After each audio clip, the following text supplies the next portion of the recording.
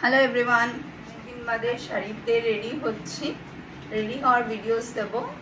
তার আগে একটা জিনিস বললে খুলে আঁচল নিতে আমাদের অসুবিধা হয়, তার একটা হ্যাক দেখাচ্ছি। দেখো, এই যে আঁচলটা আমার পড়ে যাচ্ছে, যদি আমি কাজ করি তখন এটা পড়ে যায়। আমরা একটা জিনিস করতে পারি, এই যে এটাকে যেভাবে আমরা কাঁধে প্লিট করি ঠিক সেরকমভাবে একটা একটা করে প্লিট করে নিচ্ছি। দেখো, এইটা হচ্ছে আমার প্লিটের সাইজটা দরকার। এবার আমি এইভাবে প্লিটটা করে নিই, টেনে, যেভাবে কাঁধে প্লিট করি ঠিক সেইভাবে।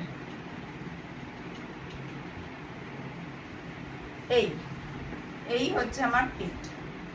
এবার এই প্লিটটা আমি চাই যে সবসময় এরকম এখানেই থাকুক, মানে আমি হাত ছাড়লেও যাতে প্লিট না যায়। তো সেটা অনেকে এই প্লিটটা একসাথে নিয়ে ব্লাউজের সাথে পিন আপ করে, কিন্তু আমি করি না, কারণ আমার মনে হয় এখানে থাকলে জিনিসটা দেখতে অদ্ভুত লাগবে। তো আমি কি করি, এটাকে এইখানে এনে, এই যে লাস্ট একটা প্লিট, এই তিনটে প্লিট, এইখানে একটা সেফটি পিন এখানে ভেতর থেকে মেরে দিই। তাতে কি হয় দেখো, আমার শাড়ির জায়গায় থাকলে আমি হাত খুললেও ও কোথাও যাবে না, প্লাস এই যে বর্ডারটা, এই বর্ডারটা একই রকম থাকে। দেখেছ, আমি যাই করি না কেন, এবার সুবিধা হচ্ছে আমার যখন দরকার হবে আমি আঁচলটা তুলবো, আমি আঁচলটাকে এইভাবেও তুলতে পারবো, তাতে আমার শাড়িটা কুচলবে না বা ক্রাস্ট। রেডি হওয়ার আগে আমি প্রথমে ক্লিনজিং অয়েল দিয়ে একটু মুখটা ভালো করে ক্লিন করে নেবো। যদিও চান করে এসছি, বাট স্টিল এটা করলে আমার মেকআপটা খুব ভালো বসে, তাই জন্য আমি এটা করে থাকি। এই যে ক্লিনজিং অয়েল,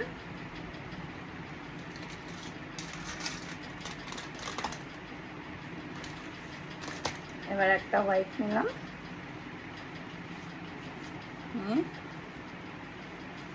ভালো করে যা ছিল দেখো, এই দেখো আমি চান করে এসেছিলাম, বাট স্টিল প্রচুর ডার্টস থাকে, যেটা অয়েলটাতে পুরো ক্লিন হয়।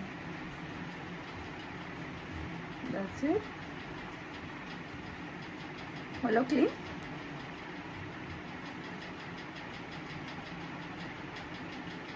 ডান। সানস্ক্রিন, টিন্টেড ময়েশ্চারাইজার আর স্টোভ ক্রিম, তিনটে একসাথে মিশিয়ে ক্রিমের মতো মেখে নিলাম। স্টোভ ক্রিম ইউজ করলে, আমি ফেস স্ক্যানারটা ইউজ করি, এটা ইউজ করলে না মুখটা বেশ অনেকক্ষণ চকচক করে, একটা গ্লোই এফেক্ট দেয়।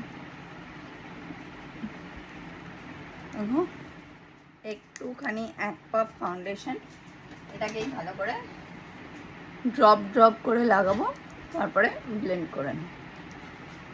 সবসময় আমি ব্রাশ বা পাফ ইউজ করি না, হাত দিয়ে ব্লেন্ড করতে আমার বেশ সুবিধা হয়। জানি না সবার কি হয়।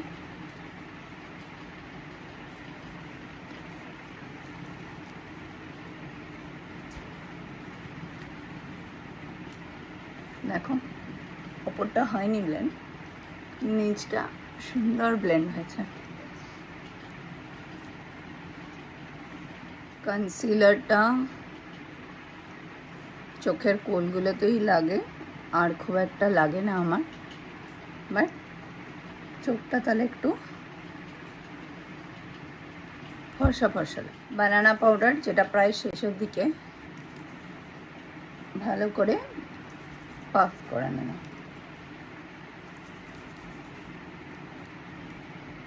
একটা মেকআপ ফিক্সচার বেস হয়ে যাওয়ার পর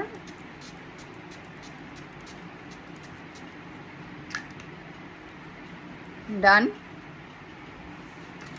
আমি একটা ফ্যান দিয়ে জেনারেলি এটাকে একটু ড্রাই করে নিই। কামিং টু দ্য আইস, যেহেতু দিনের বেলা, একটা লাইট পিঙ্ক শেড নিয়ে শুধুমাত্র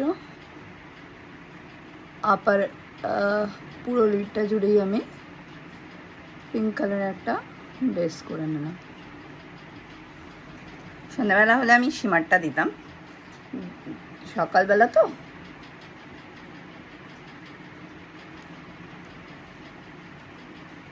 আইব্রো লাইন করা হয়নি, সেই জন্য এতটা অদ্ভুত লাগছে, ভুলে গেছিলাম, করে নেব। একটা ট্রানজিশন শেড নিয়ে ওপরের সাথে ব্যাপারটাকে একটু ব্লেন্ড করে দিলাম। আইব্রো পেন্সিল,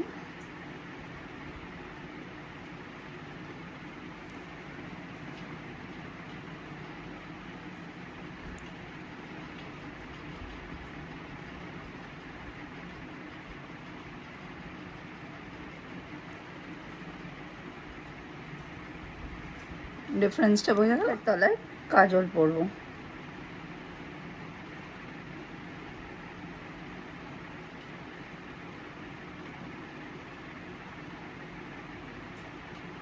এই আইসটাতে আমি চোখের নিচ ওপর দুটোতেই পড়েছি, যাতে এখন ওপরে পড়িনি, ডিফারেন্স বোঝা যাচ্ছে। তো আমি কি করলাম, চোখের বাইরে মানে পাতার বাইরে দিয়ে নয়, পাতার ভেতর দিয়ে পড়লাম, তাতে একটা হালকা কাজলের লুক আসে। মাস্কারা,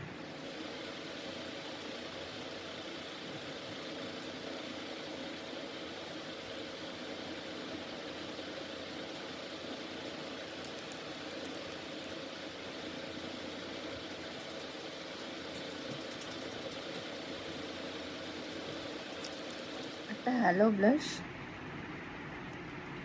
এটা আমি ইউজ করতে খুব পছন্দ করি। এবার ব্লেন্ড করে নিই। লিপস্টিক এইটা পরেছি। গলায় কানে একটা সোনালি রঙের সেট পরবো, জানি না খুব একটা ওভার লাগবো কিনা, যদি লাগি তো খুলে নেবো।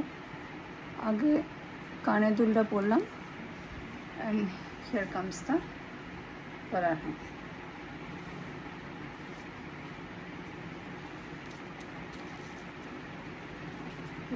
খুব ওভার লাগছে। আমি একটু হেয়ার, আমি একটা চুলে একটা এরকম ক্লাচার মেরেছি, মারার পরে একটা এরকম রাবার ব্যান্ড নিয়েছি, রাবার ব্যান্ড থেকে একটা ঝুটকি করেছি, ঝুটকিটাকে এরকম ওপরে তুলেছি, লাগছে দেখো তুলেছি, and I have a clutcher, যেটাকে আমি এইভাবে, দ্যাটস ইট। একটা ছোট্ট tip. So this is my full look. এটা হচ্ছে আমার শাড়িটা, আর এই হচ্ছে আমি। ঘড়িটা এখনো পরিনি, এই ঘড়িটা পরব। টাটা।